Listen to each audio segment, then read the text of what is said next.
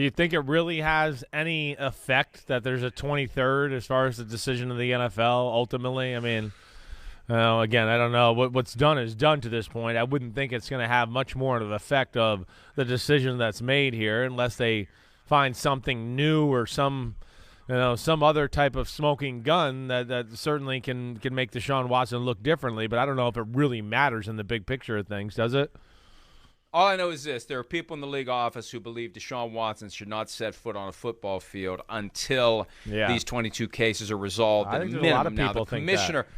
The commissioner's taking paid leave off the table. This is the thing. In March, you don't get a whole lot of clarity at a Roger Goodell press conference. He's very adept at, and I've written about this over the weekend, whether it relates to the question he was posed last week about the difference between arbitration and open court and why do they go one way or the other. He is a master. He is Houdini at slipping out of that. And a press conference is a perfect way to do it because all you have to do is say enough words to get to the point where you put a period on that answer, because then somebody else is going to ask you a question about some completely different topic. So you don't get a whole lot of clarity. The one point of clarity we got earlier this year, March, when the league meetings happened in Florida, was the idea that paid leave isn't a thing for this because if he's going to suspend him, if he's going to take action, he's just going to suspend him without pay, not with pay. Okay, fine. But here we are, 99 days away from week 1, from the start of the season. That's the Thursday night game. The Browns play on Sunday, so they're 102 days away from their game. There's a lot that's got to happen in 102 days. And again, if I'm the Browns, I want to know what's going on before training camp opens because I got to figure out who I'm getting ready for week 1. That's what you do at training camp. The moment you start, right, Chris? Right. Everything's about getting ready for the first game that counts. Well, I'd like to know who to start giving my reps to in the event that Deshaun Watson is going to be gone for 4, 6, 8, 12, all 17 games. I'd like to know that so I can get Jacoby Brissett ready or so I can try to persuade Baker Mayfield to happily participate and get ready because it's his job this year. Yeah, I mean, exactly. We talked about this last week. It's not fair to the Cleveland Browns and Kevin Stefanski, their fan base. People would say they got what they deserve, though. That's the problem. Well, people say the Browns did this dance with the devil. They get what they deserve, and I'm not suggesting Deshaun Watson's the devil. I'm just saying they jumped into this. Yeah, sure. This is a natural byproduct of doing the trade they did. This is one of the risks they assumed. I mean, you're definitely right, and that's where it's hard to argue or shed a tear for Cleveland or anything there. Again, now. Yes, would I like them to know? Yeah, for their sake, for football's sake, sure, I would. Yes, I mean, it's still, again, yes, I know they did it. We can disagree with it either way, but like you're talking about, they're still trying to win games and have a process and try to be respectable. But it's hard to argue that. I mean, it really is. And again, we've talked about that a lot. The optics of that situation are very odd. They really are. And, you talk about the people in the NFL not wanting him to step foot on the or in the NFL league office not wanting him to step foot on the field this year at all. I think that feeling's around the league as well. I do. I think that's throughout. I do. I think you got coaches and I'm sure other owners that I know you and I have both heard from people around the league that are pissed off at Jimmy Haslem and this deal and the fact that this all went down anyways. So I think there's groundswell everywhere as far as being a little uncomfortable with the Deshaun Watson situation. And look, on one hand, the Browns assume the risk that they're not going to get clarity before training camp opens and that they may not know until right. But on the other side of the coin, there's no reason for the NFL to delay. So I'm kind of torn here. I don't want to be sympathetic to the Browns because they're the ones that chose to pursue Deshaun Watson just based upon the grand jury decision, and they just assume that means he's exonerated and everything's going to be fine with the 5-year, $230 million fully guaranteed contract. But still, there's no reason for the NFL to have not done something by now. And to the extent that, it's one thing for the league office, people in the league office, people who run the sport, people who are involved in that aspect of it, to have concerns about Deshaun Watson playing.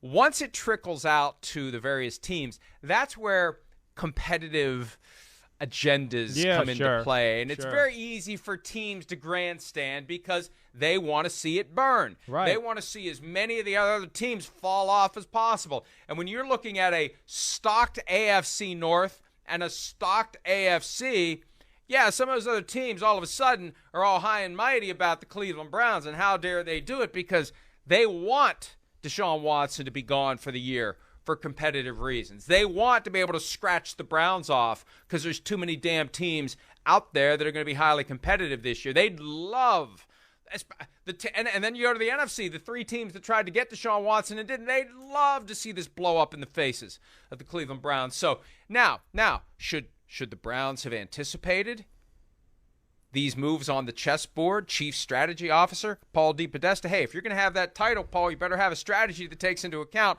all the stuff that could happen once you do this trade. And these are all reasonable consequences of doing the trade. That's what's crazy. They didn't. That's the funniest part about it. I mean, they didn't take in the consequences that, oh, wait, all the other owners are pretty pissed off about the deal and uncomfortable with the situation. And, oh, yeah, that's right.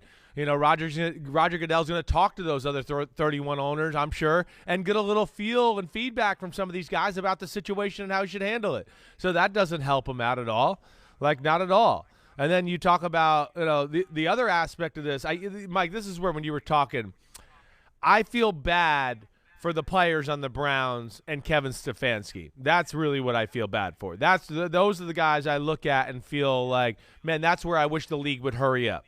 So the players have a chance to succeed. Jacoby Brissett, whoever it may be, Stefanski can go on with the plan. You're right, as ownership, the front office, I don't know if I feel all that bad for them. But I don't know if some of those other people had any hand in this as far as the making of the situation and the horrible strategic approach to the whole situation. Not only that, pissed the league off, do all that, here you are, now you're not sure who your quarterback is and you're a mess of things, but a horrible strategy in your approach to what you did with the guy that used to be your quarterback.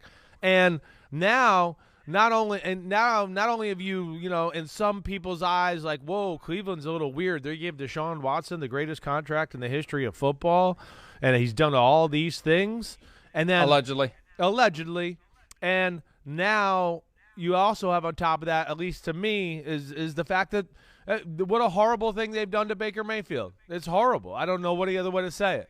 Baker Mayfield did nothing to be stuck in this situation. He is being screwed over and held hostage, all because of, wait for it, horrible strategy by strategic officers in that building. Exactly. I mean, yeah, that's I don't know any other way to say it. And it's pretty stupid when you really laugh at it, because everybody in media, anybody that knows football knows, just like Aaron Rodgers with Jordan Love, that if you mess with Baker Mayfield, it's going to piss him off and there's no turning back. Like, we all knew that, and they didn't seem to have a feel for that or have a plan B. It's still shocking to me. Among the various items of pushback I've received in recent weeks, one was, why are you picking on Paul DePodesta? And my response was, if you accept the term, he didn't apply it to himself, but he accepted, he presents himself to the world as Chief Strategy Officer. That is a big title that implies a lot. It implies that you have a strategy that actually is a good strategy. I don't think it's Chief Bad Strategy Officer. And it's kind of a grandiose label.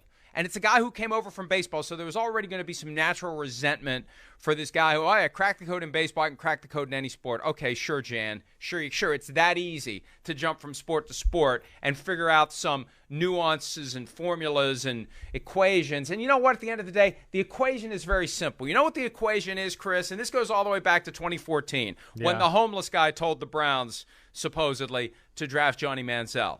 The strategy in Cleveland is preserve employment by giving the owner what the owner wants. That's the strategy. The more we give the owner what he wants, the longer we work here. And the owner wanted Johnny Manziel, he got Johnny Manziel. The owner wanted Baker Mayfield, he got Baker Mayfield. The owner wanted Deshaun Watson, guess what? The owner got Deshaun Watson. And there was no one in that organization who was able or willing to say, hey, Jimmy, hang on a second. I know you want to go all in. I know you're twisting your Oreo here and you want to go Teddy KGB on this and go all in. I know. But $230 million, fully guaranteed for 5 years for this player under these circumstances. We got to think about how this could go wrong for us. Let's have a conversation about all the ways this could blow up in our face. You think that happens? once the owner decides that's what he wants, and I guarantee you, and they're never going to admit that, and they've tried the whole dog and pony show about we talked to the family and people came around and everybody was concerned. And he wanted him, he got him. That's what it is, Browns fans. The owner wanted him and the owner got him. Well, let me ask you this. You don't ever have the feeling or thought that maybe, like a horse was led to water there a little bit? Like, that's the only other thing I'll raise that I've at least considered. I mean, Jimmy Haslem, as you discussed there, his player personnel evaluations are not very high on the Chris Sims radar or rankings there. I don't know if he really knows his butt from his elbow as far as that's concerned. Like, I just wonder if somebody's led him to this Deshaun Watson thing. Did it Andrew Berry? I don't know. Maybe I'm wrong, and maybe Kevin Stefanski. I don't know. But I would think somebody started this and got Jimmy Haslem's interest in this. I would have a hard time thinking Haslem would be going, hey, Andrew Berry, let's go get Deshaun Watson. Unless I'm wrong. I wonder how that dynamic went down.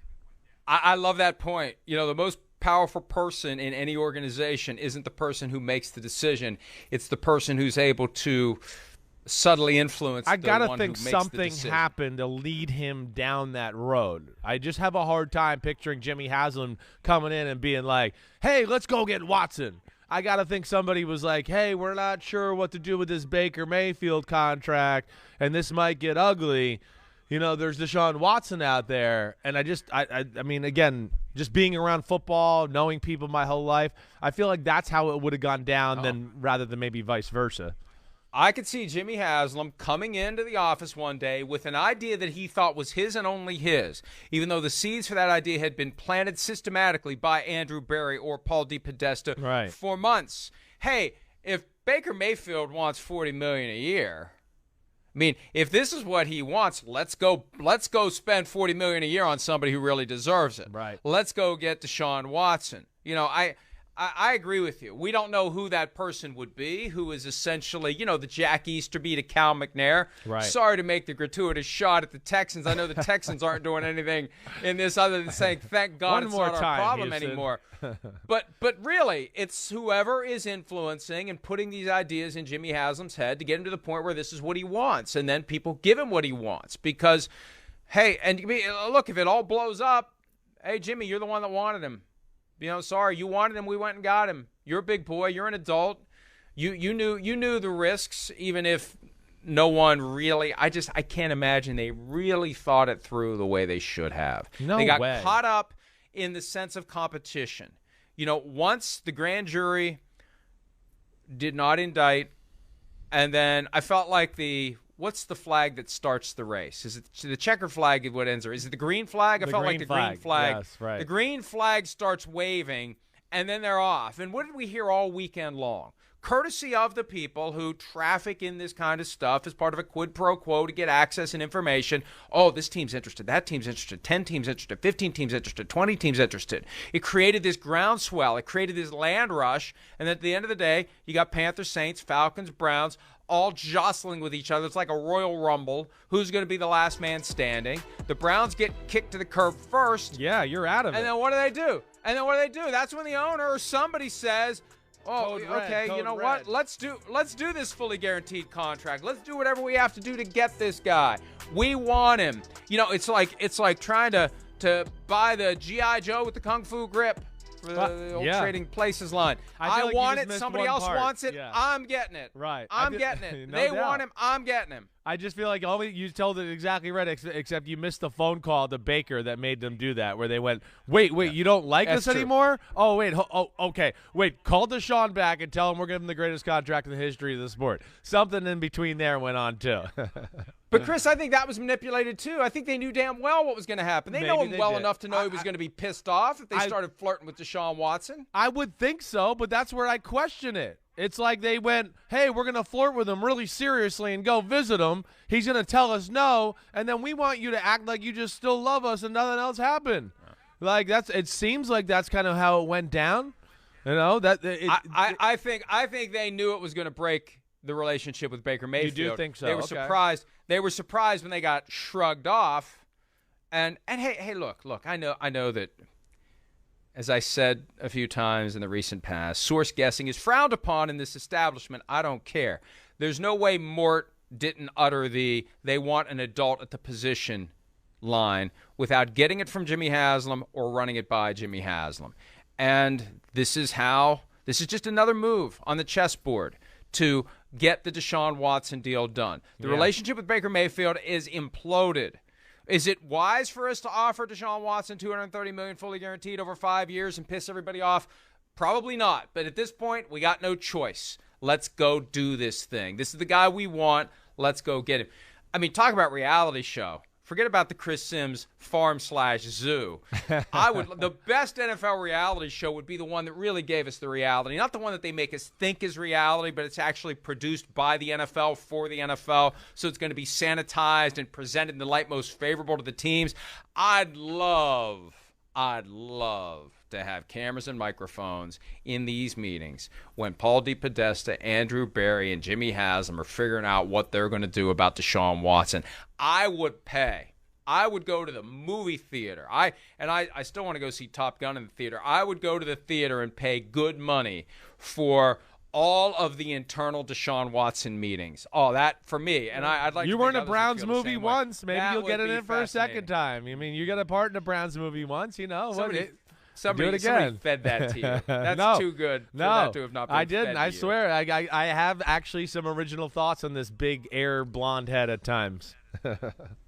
We've gotten away with some salty language from time to time. I think the middle finger's next. Although you've done it before. I right? have. I think you've done It's it been before. a while. It's All been a while, but maybe I'll break that out before the show's over. Hi, I'm Mike Tirico, and thanks for watching. Make sure to hit subscribe for the latest news and highlights from NBC Sports.